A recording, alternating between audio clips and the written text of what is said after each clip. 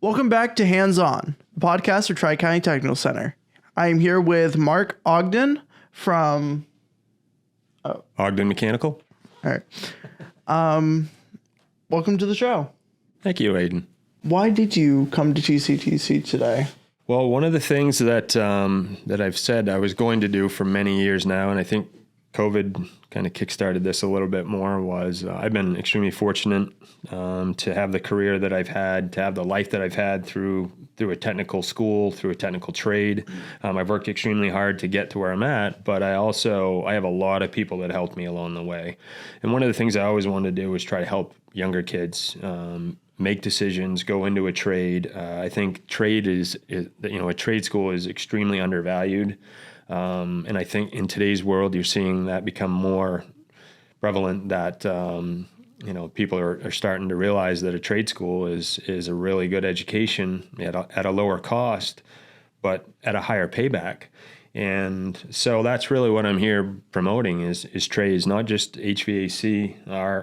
My trade is, electrical, plumbing, ductwork. There's just so many facets of the trades, building construction, I'm trying to give back to what's been really good to me in my life. It's something that's important to me. So yeah. So what is one thing? What do you do for a living? I own a mechanical contracting company, which is heating, ventilating, air conditioning, and refrigeration, based out of Troy, Maine. Ogden Mechanical is the name. Nice. What is one thing that you find enjoyable about your job or career? People. I love working with people. That has been something I've loved to do since I was 17 or 18 years old. My job allows me to work with different people every day, to help people, meet new people. So it's something that I'm pretty good at. And so it makes me real, good in business, being able to talk and deal with people and like to do that. So yeah, I mean that makes sense. You gotta have to have good people skills. You do. Yeah. What are some of the certifications that you have to have for this job? Refrigeration certification to handle refrigerants.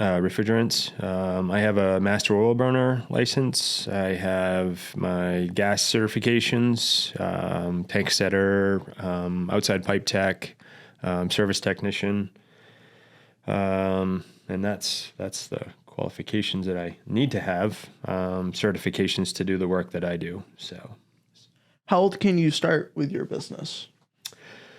Really after the age of 16, if you wanted to. That's most of the requirements, but a lot of the guys we see coming into the field are high school graduates, 18, that will start working. They'll go to college for a year, work between their 2 years of college, 2 years of technical school, and then go into the field directly out of that second year, which most of the kids are between 19 and 20 years old at that time if you're a traditional student.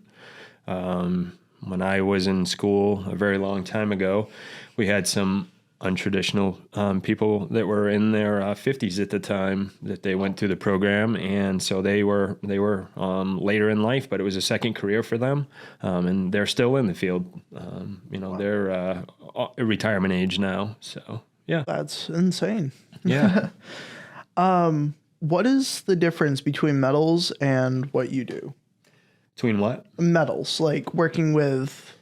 Oh, like ductwork? Yeah. So we sub all of our ductwork out to a couple of different companies. The biggest one, actually, a gentleman, John Sheet Metal in Newport, he does a lot of our smaller fabrication stuff. And then Ross Sheet Metal out of Holton, Maine, does all of our larger installs.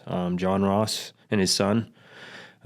So that's kind of a whole different trade in itself, being a ductwork guy, as we call it, a tin knocker, I guess you could say.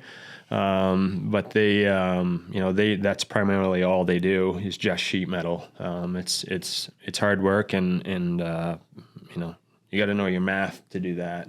I get the luxury of looking at graphs and sheets. They have to know proper math and measurements and angles, and so it's a whole different ball of wax, but it's a great career, and it's a career now, like every other career, that is lacking people going into the field. I think ductwork more than anything in the HVACR industry. There's just not a lot of guys going into the ductwork field, and we need that. So, Yeah, my next question was how high demand do you think it's going to be in the near future for? Really high demand. I know the push for, and a lot of people who aren't in the field hear a lot about ductless stuff, and ductless stuff is great. The efficiencies are through the roof. It's a growing trend, but there's always going to be a need for ductwork, always, especially commercial, heavy industrial. There'll always be a need for ductwork. You can't do everything with ductless. The applications are always different. There's different environments. So that field is always going to need qualified people in it. All right. Do you train the employees or do you manage a team?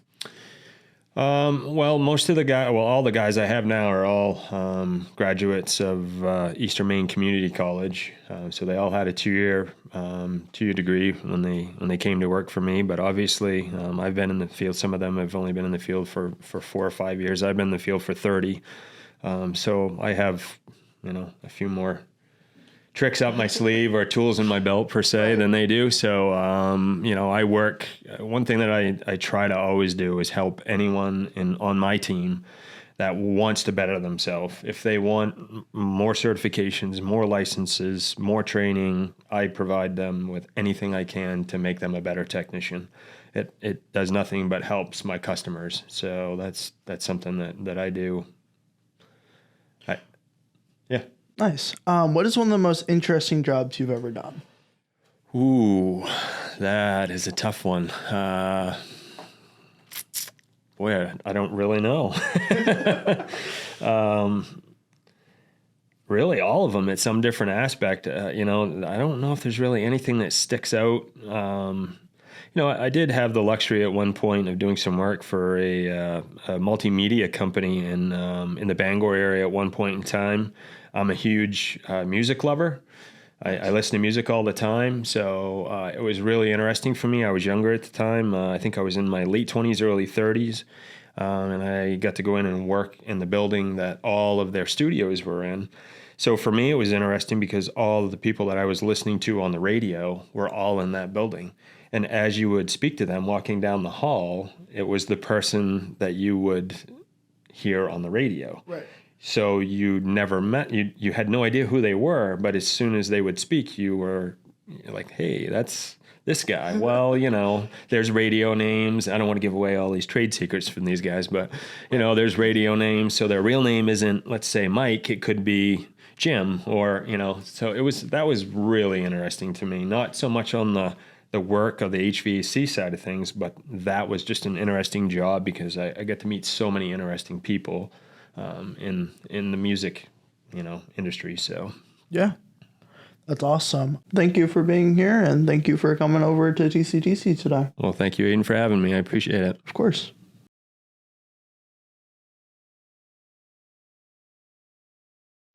Hello, everyone, and welcome to the Hands On Podcast. Today, I will be your host, William Wallace, and today I am here with Kim Cotta from Darlings Automotive.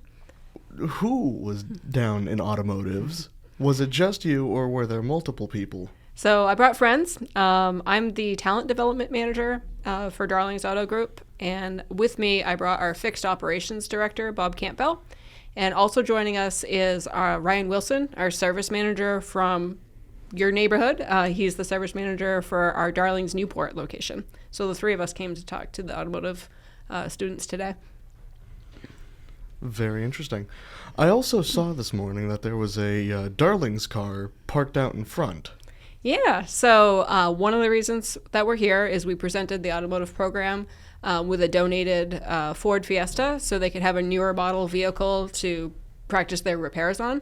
So we put a cool wrap on it and we donated it to the classroom today. Very cool. But we actually brought 2 other vehicles for them not to keep, but to check out. We have one of a handful in the state of Maine, a 2023 Dodge Ram TRX. truck that we brought to show them. We had them compare it against a 2023 Ford Raptor R edition. Both very limited production vehicles, both of them with a price tag of over $100,000. The TRX's claim to fame is it's the highest horsepower production truck currently available. It's 800 horsepower. We had them comparing it against the 700 horsepower Raptor R today, so they got to check it all out. It's kind of neat. Very cool. I also noticed throughout the last handful of hours that the trucks were going on and off and on and off over and over. Well, we asked them to compare and contrast both trucks and decide which one they thought was the coolest. So apparently they felt the need to rev the engines and decide which ones had the cooler exhaust system. And after much debate, I have to say that the consensus, at least here at your school, seems to be they're all Dodge Ram TRX fans. Honestly, that doesn't really surprise me. Both are cool vehicles, but apparently, according to them, the Dodge looked cooler and sounded cooler. So I know you brought up your position at Darlings. Could you go more in depth as to what that would entail? Of course, yeah. I don't think a lot of dealerships have a talent development manager. A lot of times, when I say that, it might be the first time that people have ever even heard of that position. So what I do, I focus a lot on recruitment, specifically for service and parts. So again, another reason why I'm here is we offer mentorships and job shadowing and apprenticeship opportunities at our dealership. And so I'm here to talk to prospective technicians to help with our recruitment effort. We really believe in, kind of growing our own talent. So we love hiring students from programs and then helping them continue their automotive education. That's a big part of what I do. In addition to that, I do retention type of programs for my dealership. So I'm involved with leadership training. We like to develop people into future management roles. So I teach classes based on leadership. I also do a lot of onboarding. I'm usually the first person you meet if you start in a service department, get you growing. So recruit, train, and retain is my goal. That's what I do. Interesting. That is the first time I've actually heard of that kind of position in any kind of job anywhere, really. So very interesting to hear. Yeah, it's a lot of fun. I absolutely love what I do. Who wouldn't want to drive one of those trucks to a school to talk to students? It's pretty great. I'm very lucky. So as I was speaking to the automotive students this morning in the program, I was explaining to them that there's not just technician positions that we offer. There's a lot of customer-facing service type of roles that can be really good careers. We have service advisors, we got parts advisors, obviously sales consultants, finance managers. There's a lot of moving pieces to a dealership. So part of the reason for being here today is to kind of explain how they could start somewhere and then they could grow into a different position. And there's lots of growth opportunities within dealerships. Interesting. Personally, I'm not really much of a vehicles kind of guy, which might, I guess, catch some people by surprise, but I do say it's interesting to hear people talk about it because I won't know what they're talking about a lot of the times, but it's interesting. Yeah. I think for what you all do in this class is really important to our industry because you can't sell vehicles if you can't market them. That is true. And another role we have within our dealership that surprises people is we have our own in-house marketing team. We put together our own ad campaigns. We make YouTube advertisements. We do our own radio spots, digital advertising, social media content. So we have an in-house team that does all of those things. So within dealerships, those types of positions exist as well. Yeah, I would imagine that would probably be the case because I don't think it would necessarily be fun needing to reach out each and every single time you need to do an advertisement or something. Yeah, that way we can keep things consistent and on brand with Darling's brand. Yeah.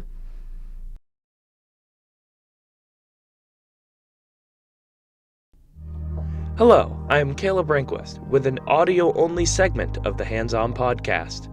Today, we had students and organizers with the Trades for Maine come to Tri-County Technical Center to learn about what we do in our programs. Trades for Maine is an organization made to help young girls and women explore the opportunities of the trades in Maine. We hope you enjoy. I'm here with Suzanne Jondro of Trades for Maine. So, what exactly was going on here today?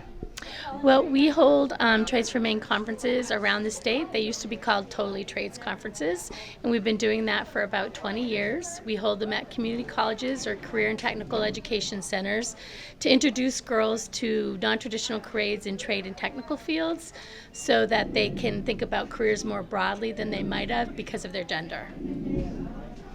All right. So, why did you come to Tri-County Technical Center?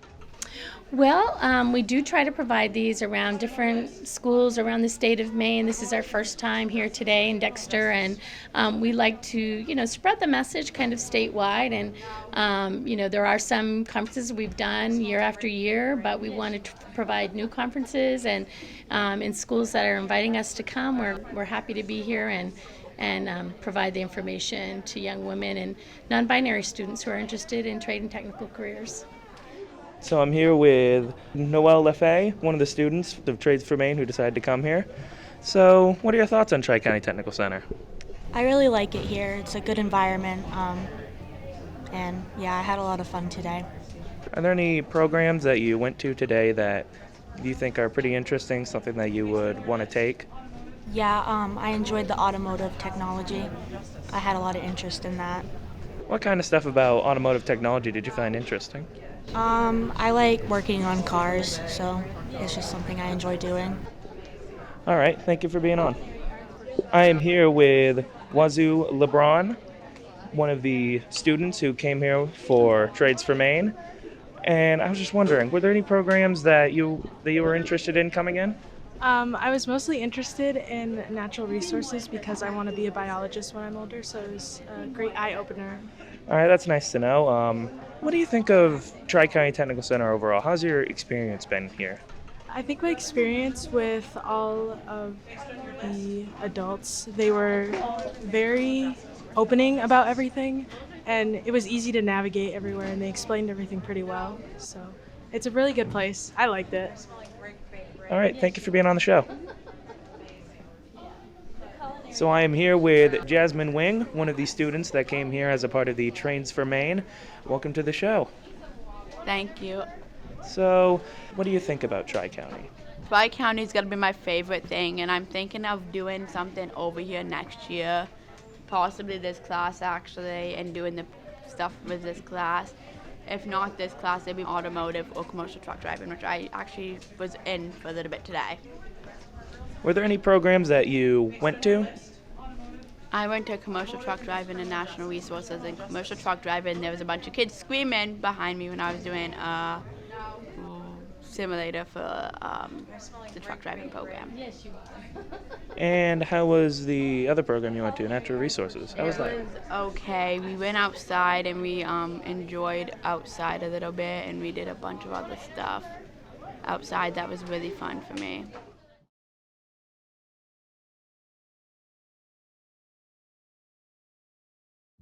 Hello, everyone. Welcome to the Hands-On Podcast. Today I will be your host, William Wallace, and I am sharing the spotlight here today with Devan Pelkey. And he is here on behalf of the Computer Information and Security Systems, correct? Yeah. Program in the Tri-County Technical Center. What's the program like? Basically this year, it's giving a refresher of like someone does not know how to use a computer. Start of the year, we learned basic stuff in Windows. Now we're up to the point we learn database of companies. And in a few months, we're going to go back to cybersecurity part like I did last year. That sounds interesting. What kind of stuff are you learning specifically about cybersecurity? Basically, it's just go over protecting yourself, some big thing. Right now, it's mainly doing the basics of how to do Windows Update. Basically showing you basics around a company, around the simulation of Windows on the computer. Nice. What specifically are you learning about right now? We're getting simulations of like company database from like a fake store, what people bought, customer ID, employees. It's a lot of fun. Seems like it would be. Yeah. How's the program currently different from last year's? Last year was extremely harder. Basically, we didn't get it finished at all last year because it was so long. Some parts weren't really interesting. This year, it's all easier, easy stuff. I already know basically, which gives new mindset for like people who just joined a class this year, never used a computer.